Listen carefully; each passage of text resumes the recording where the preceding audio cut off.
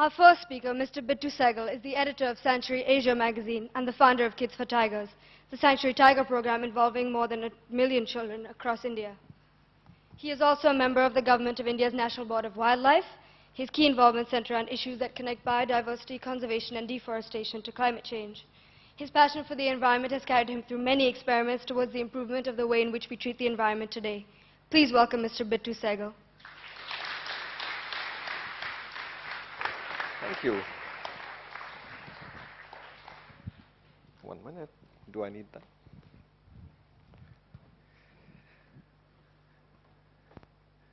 I do have a dream, you know. It's not a very fancy dream, but it's a very difficult one, and I'm not so sure it'll come true, but I know we're headed there. You know what my dream is? My dream is that you kids should be safe and you should be happy when you grow up. I have no other ambition for you. I just want you to be safe and I want you to be happy. And I have had this dream almost from the time I was your age. All I wanted to do was to get out over there, out 9 out of 10 times in nature. Yes, I loved movies, I love to go out, I like to see things, but really, really, what I'd love to do more than anything else is to be out there with nature, one with nature, in a manner that I am not threatened and I don't threaten nature either. It was really a wish and a song, you know. I started these magazines. Any kids here 31 years and above? No, I don't think so. 31 years ago, I started these magazines because people said to me, look, you keep saying save the tiger, you say this, you say that, you say this and the other, and you're fighting to do a whole lot of things, but where's your constituency? Where's the army? You and which army? So I started these magazines, Sanctuary, followed by Cub magazine. Cub was for you kids, just so that those people who couldn't put their step inside a forest or inside a desert or up in a glacier could actually see this and be reminded that the most beautiful things in life truly are free. You know, in the process of following the magazine and putting it together, the one thing that has constantly worried me is this, that I live in India. What is to become of the children of the Ganges? How are they to survive? For centuries we survived, we thrived. This plenty of this subcontinent, that was our mantle of protection. And are we actually now taking it down? You live, kids, you kids here, live in the most interesting time in human history. Nothing, no one was ever given the chance to live in a more exciting time. The decisions you take today, the decisions I take today actually will determine just how happy you will be and just how safe you will be. Not very long from now.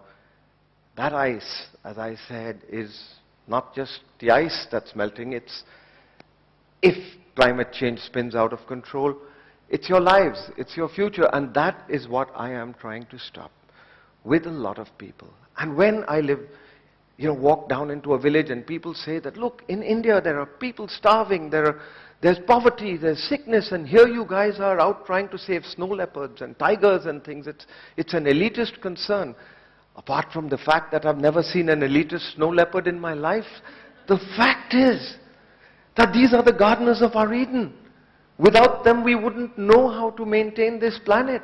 We are completely and absolutely incapable as human beings of actually maintaining the planet. So there you have these beautiful creatures like snow leopards, and they are the symbols, they are the indicator species. If there's a snow leopard there, you can be sure the Himalayas doing fine. I live in a beautiful country.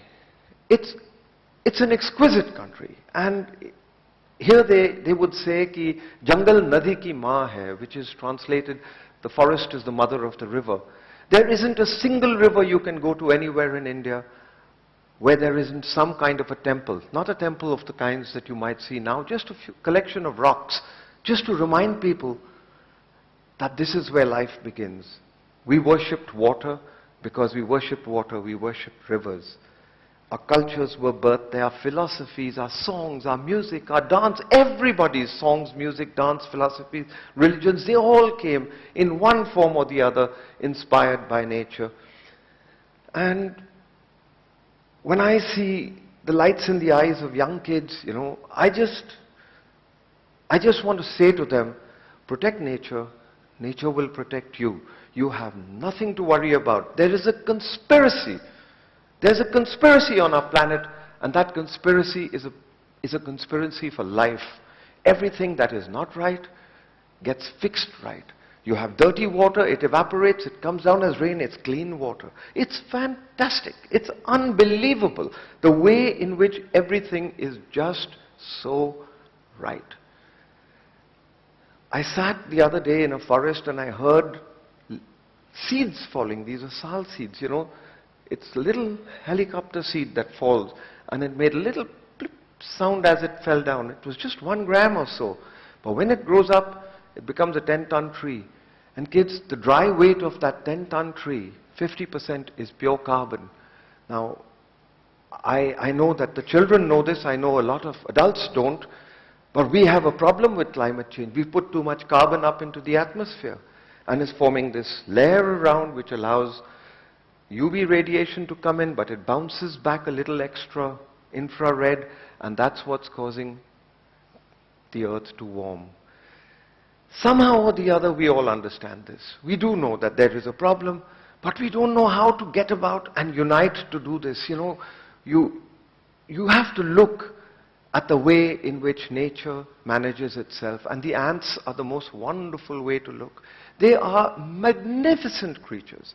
Tiny little things, they somehow manage to become the equivalent of a superorganism in that nest of theirs, and they do things. There's a worker ant here, there's somebody that looks after this, there's somebody that brings food. They are perfectly organized. There is a word called biomimicry.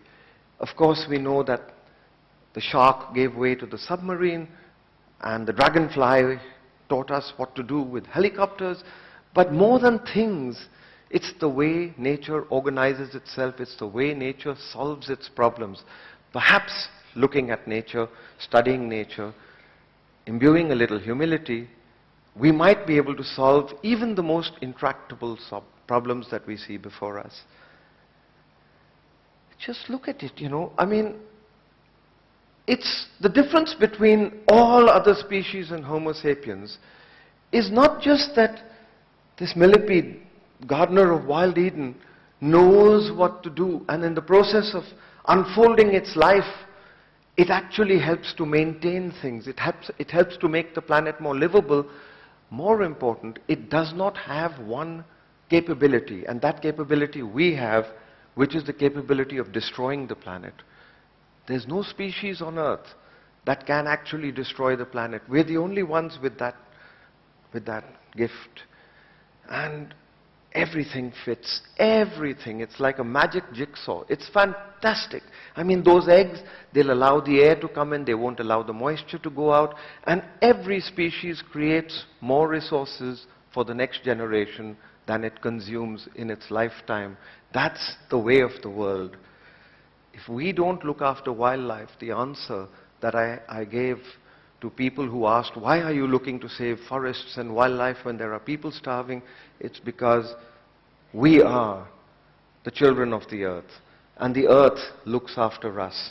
And if we don't protect the gardeners of Eden, Eden itself dies, and that's not good for us. I want you to see this. Take a look at this.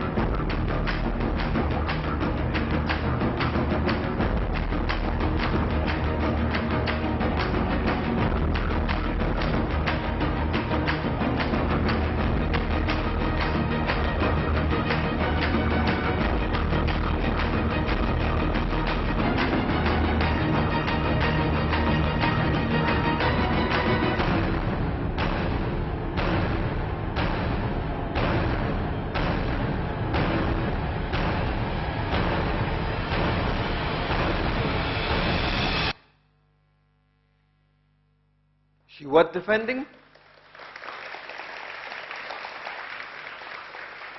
My lovely, beautiful children, the film, there's a film called Home. Much of this footage came from there. I have very good friends at Greenpeace. They gave us their footage. There's timescapes. There's a wonderful filmmaker, Vivek Chavan, who made this film. Now, why do we do this? We do this so that we can communicate something in a very short while, in 2 or 3 minutes, a whole story.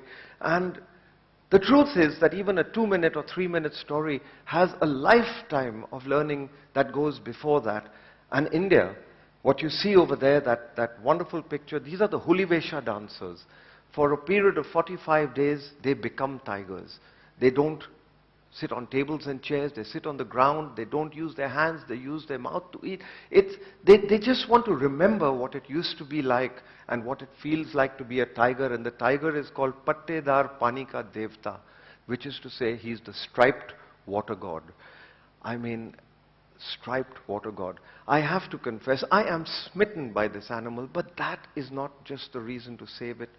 The tiger, its habitat, you can't save the tiger unless we save the whole forest. And when we save the whole forest, 600 of India's purest rivers come from there.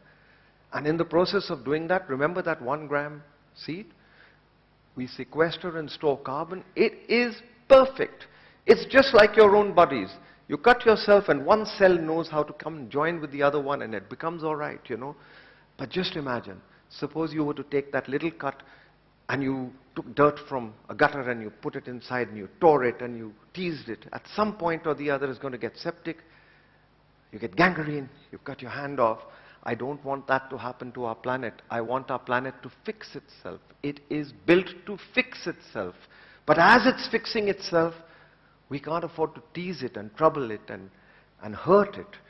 And here in India, honestly, we had about half the Indian subcontinent was some ecosystem, natural ecosystem or the other, a rainforest, a grassland, a coastline, a mangrove, glaciers, I mean, you name it, we have everything, the wetlands. We've taken most of that and turned it to dust in the hope that this might bring us happiness and goods and material development. Well, it isn't.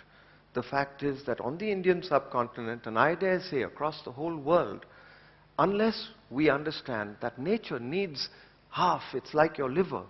If you damage your liver up to a point, it'll still function. You damage it beyond a point, and we've got a problem. And do we not have a problem in India? This, sadly, is today's picture of India's forests. I'm finding it very difficult to hold on to these forests because there's so many claimants. Everybody wants it. But you know who it really belongs to, that forest? It belongs to you kids. It's not my forest. I'm 65 years old. How can it be my forest? It was given to me and it belongs to you. And your job, kids, as I will go on to tell you, is to remind my generation that doesn't belong to you. You're not going to take it away. That's what Kids for Tigers was born to do. And sadly, dams, roads, mines, chemical complexes, quarries, this, that, urbanization. We're just going like a mange. We're creeping along the earth and we're changing what was given to us into something after our image. Perhaps we've made a big mistake, kids. Perhaps we think we are the gods we've invented now, that we'll be able to fix everything. We will not be able to fix everything. And if I have one wish for you kids, it is that when you do change, take a cue from nature, change for the better. Right now, the illegal trade in wildlife is possibly the 3rd largest illegal trade in the world after narcotics and arms. Human trafficking comes even after this. I need you kids to get up over there and say that, look, we want our wild animals better protected, we want our forests better protected, not for the sake of this rhino, this tragic rhino that had its horn cut off while it still lived, or the elephant with trains whizzing by at 120 kilometers an hour. The elephants are not used to being that scared. They walk slowly and they die. So we need to be careful how we lay it. what we do, and as the forests they shrink, I can't explain to this leopard, under section so-and-so, subsection so-and-so, you're not supposed to do this. Leopards die. And in a clash between man and animal, trust me, it's the animal that loses. So, honestly, for 30 years, that dream that I had of keeping you, me, the kids, everyone safe and happy, I'm nowhere near. In fact, I seem to be moving further away from that dream, but I do know this. I do know this. That dream will come true for one single simple reason. Nature's on our side, and nature was made to actually implement the conspiracy for life. It is fixing everything.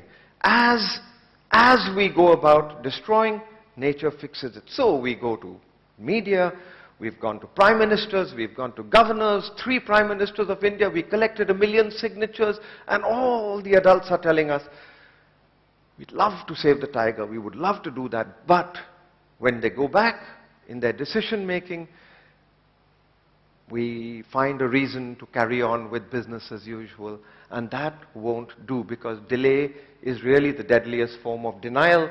I do hope that you children understand that your first priority is to study, it's to do well, it's to absorb, but it's also to remind us that at 65, I'm not going to be around in 2050 when everybody says they're going to try and fix the world.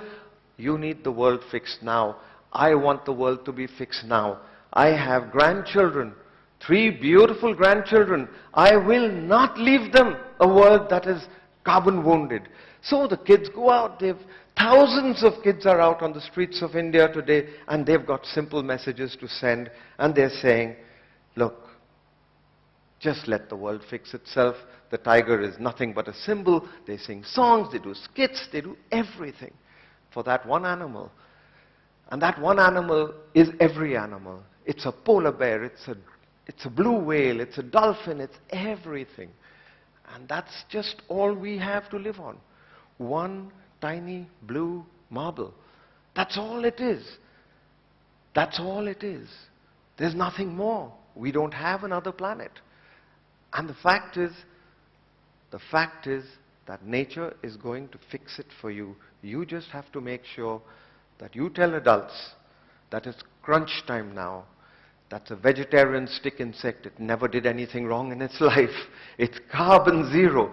But when that car moves into first gear, it's crunch time. And that insect is us. Thank you very much, kids. Now is when you've got to act. Thank you.